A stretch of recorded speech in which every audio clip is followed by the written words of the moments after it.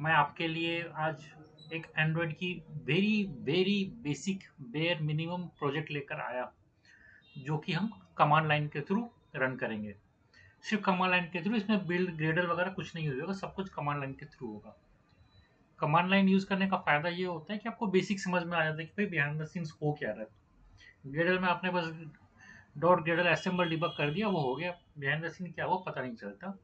तो हम एक बेयर बेसिक प्रोजेक्ट लेकर आया हूँ एंड्रॉइड का। इसको हम बाद में एमुलेटर में भी रन करेंगे, इस एपीके को। तो देखते हैं। प्रोजेक्ट में बेसिकली मोटा मोटी दो फाइल्स हैं। एक तो मेन एक्टिविटी है, जो कि ऐप सिंपल बेसिक एक्टिविटी को एक्सटेंड कर रहा है। सिंपल सा पैकेज नेम है, ये याद रखिएगा, क्योंकि ये फाइल जो है इसी पैकेज के अनुसार से है, फोल्डर्स में है। एंड इसमें कोई लेआउट भी नहीं है, एक्सएमएल फाइल भी नहीं है। सेट कंटेंट व्यू जो है सिंपल टेक्स्ट व्यू को ही सेट कंटेंट में हम डाल के चला देते हैं। एंड दूसरा है एंड्रॉइड मैनिफेस्ट, वो भी सिंपल सा है। इसमें हमने यहाँ पर ये पैकेज ने मेंशन किया है। जनरली आजकल के आप फाइल्स में देखोगे कि हम पैकेज नेम यहाँ मेंशन नहीं करते हैं, बट चूंकि ग्रेडल नहीं है तो हमें यहाँ पर, इसलिए हम यहाँ पर इसको मेंशन कर रहे हैं। और वैसे ये देखिए, ये भी यूजेस एस डी के, मिनिमम एस डी के एंड टारगेट एस डी के हम यहाँ पर यूज कर रहे हैं। जनरली ये भी हम आजकल यूज नहीं करते हैं मैनिफेस्ट में, बट यहाँ पर इसलिए यूज कर रहे हैं क्योंकि ग्रिडल नहीं है, सब कुछ कमांड लाइन से हो रहा है। जनरली ग्रिडल जो है ऑटोमेटिकली इसे इंसर्ट कर देता है, इस डेटा को। मिनिमम एसडी के वर्जन और टारगेट एसडी के वर्जन को ग्रिडल ऑटोमेटिकली इंसर्ट कर देता है मैनिफेस्ट फाइल में। बट क्योंकि ग्रिडल हम लोग यूज नहीं करने वाले हैं, इसलिए मैंने इसे यहाँ पर ऐड कर दिया। अब प्रोजेक्ट का फोल्डर स्ट्रक्चर देख लेते हैं। दो फोल्डर्स हैं, Java and R E S empty है, क्योंकि अभी यहाँ पर इसकी जरूरत नहीं है। इस बेयर मिनिमम प्रोजेक्ट में इसकी जरूरत नहीं, इसके अंदर कोई फाइल्स की, एक्सएमएल फाइल वगैरह की। पर फिर भी ये फोल्डर हमें रखना पड़ता है कि कंपाइल करते समय इसे चेक होता है। और एक एंड्रॉइड मैनिफेस्ट फाइल, जो कि मैंने आपको दिखा दिया।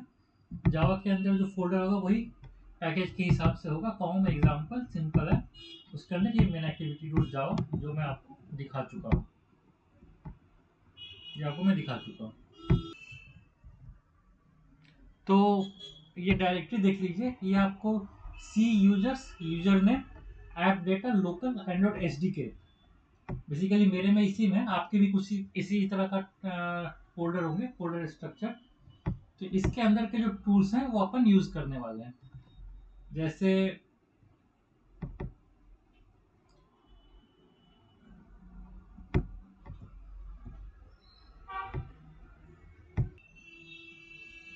जैसे बिल्ड टूल्स के अंदर में 34.00 ये अपन यूज करेंगे। और प्लेटफॉर्म्स है, प्लेटफॉर्म्स के अंदर में एंड्रॉइड 34 का ये एंड्रॉइड डॉट जा रहा है, ये अपन यूज करेंगे। तो बेसिकली इन सब का जो, हमें इन सब का फाइल पाथ, मतलब पाथ शेल में जो कमांड लाइन है उसमें मैं सेट कर दूंगा, इसलिए मैं आपको ये फोल्डर स्ट्रक्चर दिखा रहा था। अब वो पाथ सेट करते हैं। तो ये रहा इसका fold command line PowerShell पे मैंने ये खोल दिया, ये प्रोजेक्ट फोल्डर पे। अब मैं कुछ वेरिएबल सेट कर लेता हूँ। जैसे ये तो गड़बड़ हो गई, एक मिनट रुकिए।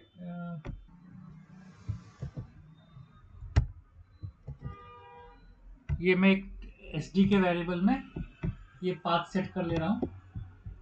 ये वही है जो कि अभी मैंने आपको फोल्डर में दिखाया था। ये बाद में काम आएगा, जब कमांड पर रन करेंगे कंपाइल करने के लिए, उस समय ये काम आएगा। ये हो गया। अगला ये बिल्ड टूल्स करके है, ये इस पे एस डी के पे डिपेंड होता है, इसलिए मैंने पहले ये वाला डिफाइन किया था। तो ये बेसिकली जब भी आप नया पावर शेल खोलेंगे, ये आपको डिफाइन करना पड़ेगा, यदि आपको कमांड लाइन के थ्रू कंपाइल और एपीके बनानी है। अदरवाइज आपको पाथ में भी परमानेंटली भी सेट कर सकते हैं, बट मैं इसको हर बार भी करूंगा।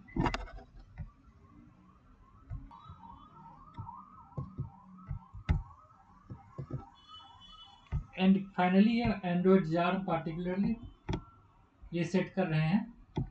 बेसिकली जब अपन कंपाइल करेंगे तो ये यूज़ करेंगे मेथड सिग्नेचर चेक करने के लिए। ठीक है, जैसे एक्टिविटी है तो एक्टिविटी जैसे अपने एंड्रॉयड फ्रेमवर्क के दिखते हैं, एक्टिविटी हो गया, फ्रैगमेंट हो गया, तो उनका जो भी मेथड सिग्नेचर वगैरह सब सही है कि नहीं वो हम इसके थ्रू चेक करेंगे। मेथड यहाँ पर ऐड नहीं होगा, मेथड जो है इम्प्लीमेंटेड नहीं होगा। ठीक है, ये बस चेक करने के लिए। तो ये हमने यहाँ कर दिया। अब ये सब कुछ ठीक ठाक सेट हुआ है कि नहीं वो कैसे, वो भी एक बार चेक कर लेना चाहिए। अब सारे वेरिएबल्स सेट हुए हैं कि नहीं चेक करने के लिए तो आप ये देख सकते हैं।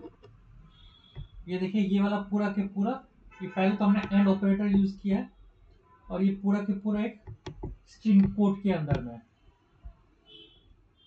ठीक है, ये पूरा पूरा एक स्ट्रिंग में है। तो क्योंकि ये पूरा के पूरा एक स्ट्रिंग के अंदर में है इसलिए हमने इसके पहले एक एंड ऑपरेटर यूज किया है। तो इसे देख लिया, एक ये आ गया इसका वैल्यू, और ये दूसरा कमांड है। जैसे बेसिकली आप में अगर सारे पाथ अगर सेट होना तो आप सिर्फ APT यूज कर सकते हैं या फिर सिर्फ D8 यूज कर सकते हैं। क्योंकि हमने पाथ सेट नहीं किया है और हम इस पार्टिकुलर पावर शेल में इस पाथ को सेट कर रहे हैं, तो इसीलिए हमें ये पूरा के पूरा ये लिखना पड़ रहा है। और क्योंकि ये पूरा एक एज ए स्ट्रिंग लिख रहे हैं तो उसी के लिए हमने यहाँ पर एक एंड ऑपरेटर का यूज किया। इसके भी वैल्यू आ गई और एक प्लेटफॉर्म सेट हुआ था वो भी चेक करना है। तो इसके लिए और एक कमांड है। तो ये कमांड लिखा कि आपको पूरा पाथ दिखाएगा, ये इसने पूरा पाथ दिखा दिया। और ये और एक है, ये आपको क्या करता है, आपको ट्रू आना चाहिए, तो ये ट्रू आ गया। तो हाँ, ये सारे पाथ जो हमें सेट करने थे जब बिल्ड करते समय ये काम आएगा। तो ये सारे पाथ जो है प्रॉपरली सेट हैं।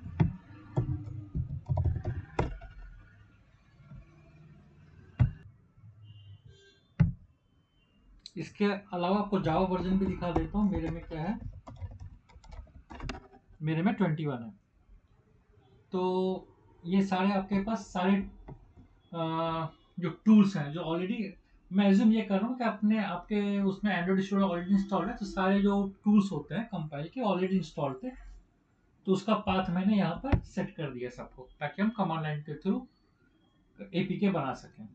तो आज के लिए ये वीडियो अभी काफ़ी बड़ा हो जाएगा, तो आज के लिए इतना ही। नेक्स्ट वीडियो में मैं आपको कंपाइल करके दिखाऊंगा।